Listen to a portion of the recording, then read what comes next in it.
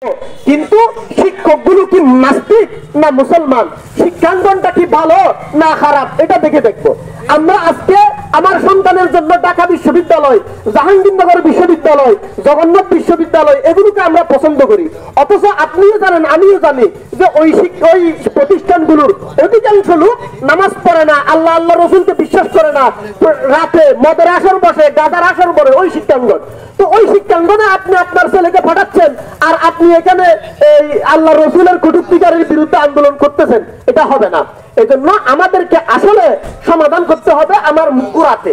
দ্বিতীয় কথা হলো, এই যদি নাস্তিক হয়েও যাচ্ছে তারা যেন এই নাস্তিকতা এটা প্রকাশ করার সাহস না পাই, এই জন্য রাষ্ট্রীয়ভাবে আইন থাকতে হবে। কিন্তু এই আইনের জন্য আমি এই সমস্ত এই সেকুলার সরকারগুলোর কাছে দাবি জানাতে আমার লজ্জা লাগে। আমি কোনোদিন দাবি জানাই না, কারণ ওর মাথার মধ্যেই নেই আল্লাহ আল্লাহ রসুলের সম্মান।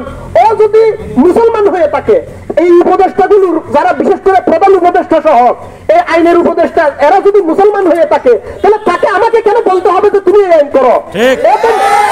তো মুসলমানদেরকে পুরো বাংলাদেশের লোকদেরকে সে ডাকি বলতো যে আমরা এই আইন করতেছি, আপনারা আমাদের সাথে আছেন কিনা, ঠিক না?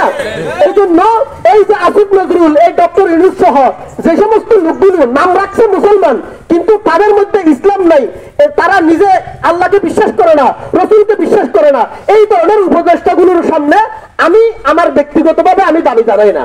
তবে আমি মুসলমানদেরকে বলি যে আপনাদের লজ্জা থাকা দরকার যে এই ধরনের গাদা এই সমস্ত ফুলান্ডার নাস্তিক ইসলাম পছন্দ করে না এই ধরনের লোকগুলোকে আপনারা কিভাবে ক্ষমতায় পাঠাচ্ছেন।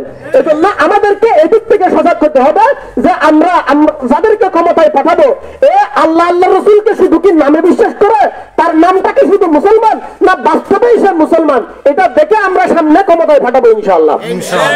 তখন আর আপনাকে বলতে হবে না, আন্দোলন করতে হবে না। আর এখন আপনি যতই আন্দোলন করবেন, এই উপদেষ্টা মাহফুজা সাহারা ঠিকই আছে, ওরা আসি আপনাকে বলবে তৌহিদি জনতা সতর্ক হয়ে যান, ওরা আপনাদেরকে সতর্ক করবে। ওরা রাকাল রাহাকে, তসলিমা নাসরিনকে অথবা এগুলোকে সতর্ক করবে না, ওরা আপনাদেরকে সতর্ক করবে। কারণ ও তো পার্টি ওদের, ওরা তো আপনাদের পার্টি নয়, এমনি আপনাদের সরকার হয়ে আছে। এই জন্য ওদের কাজ হলো মহিলা ফুটবল খেলা চালু করা। আপনি যদি বন্ধ করতে যান তখন আপনার বিরুদ্ধে ওরা নামবে, আপনি চালু করতে গেলে ওরা আপনাকে সহযোগিতা করবে। তো যে লোকগুলো এই সমস্ত এগুলোকে সহযোগিতা করে ওকে আপনি বলবেন যে ব্লাসফেমি আইন করেন।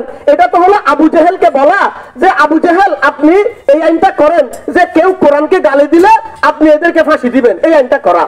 আমি যদি আবু জেহেলের কাছে এই দাবি জানাই, আবু জেহেলকে এই দাবি মেনে নিবে? আমাদের যেগুলো সরকার আছে এগুলো আবু জেহেলই, নাম রাখছে ইউনূস, নাম রাখছে আসিফ নজরুল, নাম রাখছে সুন্দর সুন্দর, এদের বাবা মা নাম রাখছে, ওরা নামটা রাখে নাই। আজকে যদি ডক্টর ইউনূসকে যদি বলা হতো তোমার নাম তুমি কি পছন্দ করো, সে ইউনূস নাম পছন্দ করবে না। আসিফ নজরুলকে যদি বলা হয় তুমি তোমার জন্য কি নাম পছন্দ করো, সে আসিফ নজরুল নামটা পছন্দ করবে না, সে পছন্দ করবে নাস্তিকদের নাম। এর মা বাবার নাম রাখছে, ওনার নামটা পাল্টাতে পারতেছে না। এই জন্য আমরা এদিক থেকে সতর্ক হব যে আমরা যাদেরকে ক্ষমতায় পাঠাবো এরা যেন বাস্তবে আল্লাহকে পছন্দ করে, আল্লাহ আল্লাহ রসুলকে মানে, বাস্তবে মুসলমান হয়, ওটা হবে। তাহলে আমরা ইনশাআল্লাহ সব আইন পেয়ে যাবো। আল্লাহ পাক রব্বুল আলামিন আমাদেরকে এই দিক থেকে সজাগ হওয়ার তৌফিক দান করুন। তবে ওরা যদি আমাদের এই কথা শুনে ওরা যদি আইন করে ভালো, এটা তো আমার দাবি নেই কমপক্ষে। ঠিক আছে, সকলে দরুদ শরীফ পড়ি।